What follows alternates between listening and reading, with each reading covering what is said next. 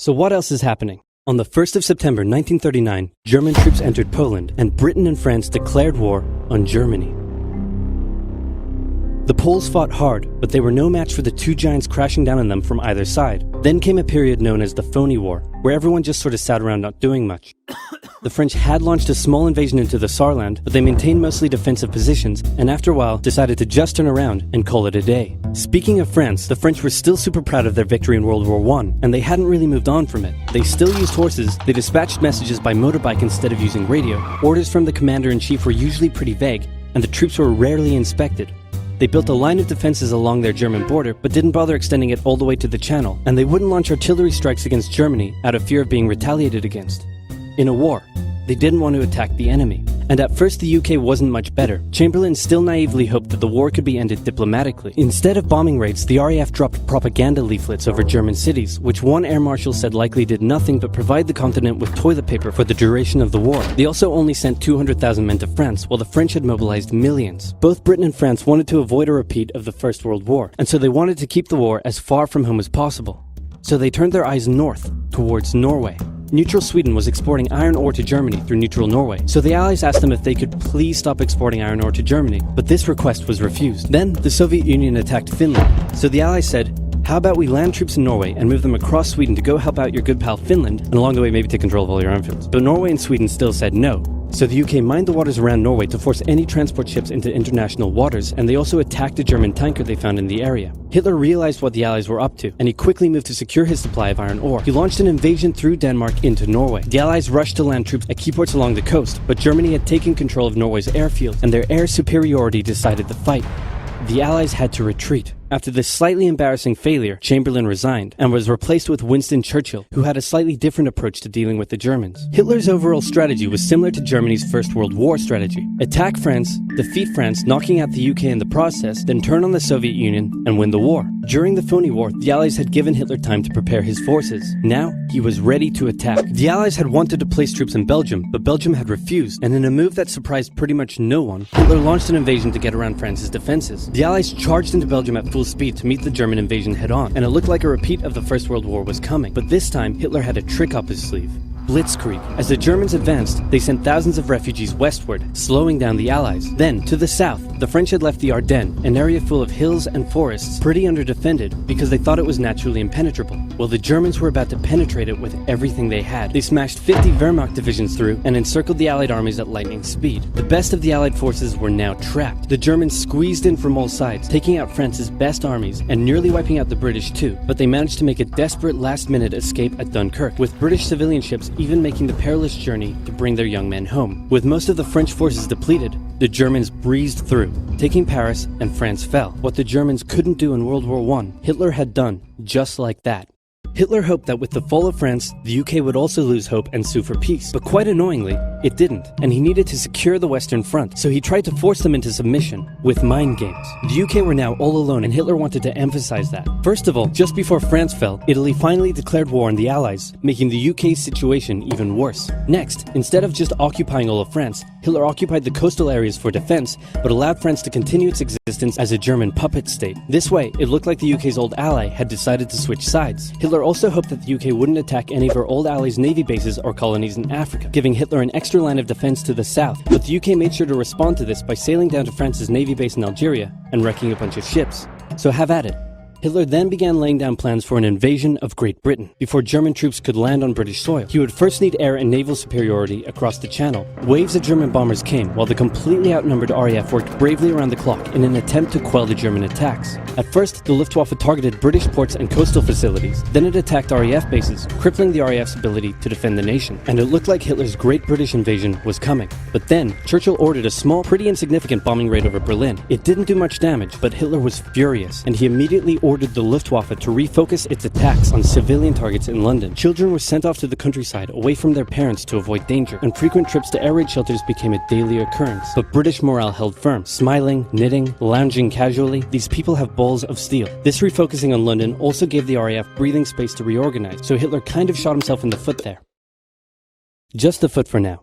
Finally, the Luftwaffe sent one massive all-out attack on London, and the RAF successfully repelled it, destroying many of the German aircraft and placing air superiority firmly in British hands. Hitler's invasion had to be postponed, but the bombing of British cities continued for some time. Well, when I said Britain was all alone, that wasn't entirely true. Many Commonwealth nations and other Allied colonies had joined the war in Britain's support. They would play a key role throughout the war, particularly in the African and Italian campaigns. On the Axis side, Germany, Italy, and Japan signed the defensive tripartite pact, bringing their military alliance even closer together. The Soviet Union's war against Finland should have been an easy victory, but it became a humiliating struggle, and their military ineptitude was put on full display. In the end, they did force the Finns to sue for peace. Then, they continued their honorable campaign of pushing around much smaller countries by annexing the Baltic states and part of northern Romania. France's colonies in equatorial Africa were like, heck no, we aren't going to join the Germans, and they all pledged their allegiance to free France, except for Gabon, which had to be taken by military force. The Allies also tried to capture the strategic port of Dakar, but that ended in failure. Mussolini had seen Hitler's successes, and he thought now it was Italy's time to shine, so he tried to take British Somaliland, and that went pretty well. Then he tried to take Egypt, and that went less well. Then he tried to take Greece, and that went really badly. Churchill began referring to Italy as Europe's soft underbelly. He began favoring a military campaign from the south and started sending British troops to Greece. All of this had Hitler pretty concerned, and he moved to protect his southern flank. He had been getting friendly with Hungary and twisted their arm into signing the Tripartite Pact and joining the Axis powers. Romania was also eager to join for protection against the Soviet Union. The Tripartite Pact was designed to prevent any other countries from deciding to join the Allies, specifically Britain's old ally, the pesky United States of America. When war first broke out, American public opinion was strongly against joining in. In 1940, there was an election. The Republican candidate said, "I will not send any young Americans to die in Europe," and sitting President Franklin D. Roosevelt said, "I will also not send any young Americans to die in Europe. Unless I have to, then I might." And Roosevelt won. Churchill asked him to join the war, but Roosevelt said, "No can do, Winston, but you know what? Here, have some weapons." America began supplying the Allies with food and munitions, but there was one problem. German U-boats were sinking thousands of Allied supply ships in the Atlantic, including American ones. If the Germans could sever Britain's supply line, the UK would starve. Throughout the war, the Allies had to come up with better technology to fight the U-boats. Improved radar, aircraft with longer range, better weaponry and convoy tactics. At one point, a man even called a meeting and said, "Pykrete, you take some wood, you take some ice, you put them together, you get pykrete." And then he pulled out a gun and shot some wood and it shattered. And then he shot some pykrete and the bullet ricocheted off it and hit someone else in the conference room. Then they tried to make a pykrete aircraft carrier, but that idea was scrapped because that's a really dumb idea. In the end, Alan Turing and his team of codebreakers cracked Germany's Enigma code, and the U-boats gradually became less and less of a threat. Back in Africa, Britain decided to push Italy out of Egypt. Hey, that was pretty easy, so they kept going. Hitler realized he was going to have to finally step in and do something. He went to Bulgaria and Yugoslavia and said, "Hey, I'm going to move troops through you to get to Greece, so either join us or, be invaded." Bulgaria opted to join them. Yugoslavia opted to be invaded. Then Greece finally fell to the joint German-Italian invasion. The British had moved troops from North Africa to fight in Greece, which helped Rommel and his tank divisions push the British back to Egypt, and they could have kept going, but a small, mostly Australian force held out under siege for 8 months in Tobruk, denying the Germans a strategic port city and disrupting their supply line. Despite having some success in the Middle East, the British didn't seem like any real threat for now. Hey, Soviet Union, look out! With 3 million troops, Hitler launched the largest ground invasion in history, and Stalin was far from ready. Both Churchill and Roosevelt had warned him of an impending attack, but he dug his head in the sand and the Soviets didn't stand a chance. Germany made staggering progress, with huge encircling movements capturing mind-boggling numbers of Russian troops. 250,000 at Bialystok, Minsk, 300,000 at Smolensk, nearly 700,000 at Kiev, and again at Vyazma and Bryansk. Leningrad was put under a siege that would last an insufferable 4 years. The invasion of Russia had been Hitler's main ideological goal from the beginning, and his hatred for the ethnic peoples there was now unleashed in all its fury. The Eastern Front of the Second World War was brutal for all that endured it. The Germans were now inside of Moscow, and that's it. It's all over. But then it happened. It got cold. Stupid cold. Hitler had hoped the Soviets would give up before winter, but they kept fighting. His commanders came to him and said, "Can we please dig in for the winter and wait until spring?" "No, keep going." "But oil is literally freezing inside our vehicles." "That's fine, keep going." "We're having to leave the corpses of our frozen horses by the side of the road so we can still find our way in the snowdrift." "Perfectly normal, keep going." Hitler hadn't given his millions of men winter clothing and supplies because he thought he really should have won by now. Then, Stalin called in troops from the Siberian front, specially trained to fight in the extreme cold, and the Germans were no match. They were now being pushed back. They had no choice but to dig in and wait for winter to end. Germany's victories were staggering, and Japan was eager not to miss the victory bus. Their war in China had come to a standstill, but they wanted to keep expanding their sphere of influence and getting those sweet raw materials. They began making plans to expand southward, but there was a problem. Southeast Asia was heavily colonized by America and Great Britain. It was also full of ocean. Ocean meant naval combat, and there was no way the Japanese Navy could stand up to the US and the UK. So they thought, wouldn't it be nice if we could destroy their navies before we begin our conquest? And so it was. On December 7th, 1941, the Japanese launched a surprise air raid on the US Pacific Fleet at Pearl Harbor and inflicted a huge amount of damage.